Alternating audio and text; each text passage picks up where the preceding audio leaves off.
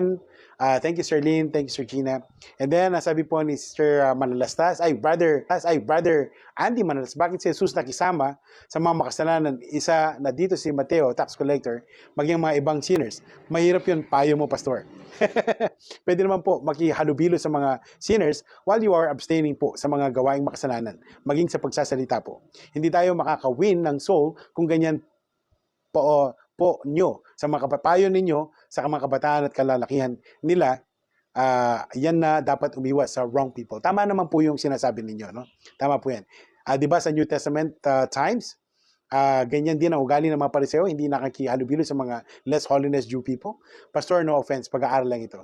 Okay, so it would depend kung gusto mo makisama sa kanino man. Either to join them sa kanilang mga habits, bad habits, o yung bad lifestyle. Pero kung pumunta ka sa kanila to show them the Savior, ipakilala sa kanila ang ating Panginoon, I think there's nothing wrong with that. And those people who needs more and needs most of healing are those who are sick, those who are living in sin. At yun ang pinuntan din ng ating Panginoon.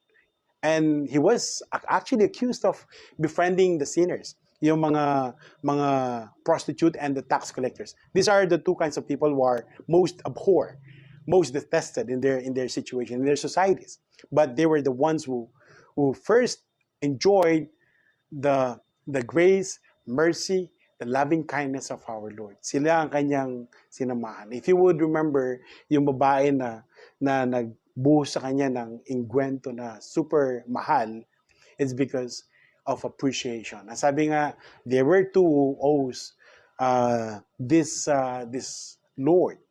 Yung isa ay 10,000, yung isa ay 100. Sabi niya, sino sa palagay mo ang mas malaki ang pagpapasalamat nung pareho silang pinatawad ng kanilang Panginoon? Di ba yung 10,000? So, ganun din. Ang mga madaling iligtas, actually, Brother Andy, ay yung nangangailangan ng kaligtasan. Yung naghahanap ng kaligtasan. Sa kabila ng kanilang matitinding pagkakasala o pamumuhay sa kasalanan.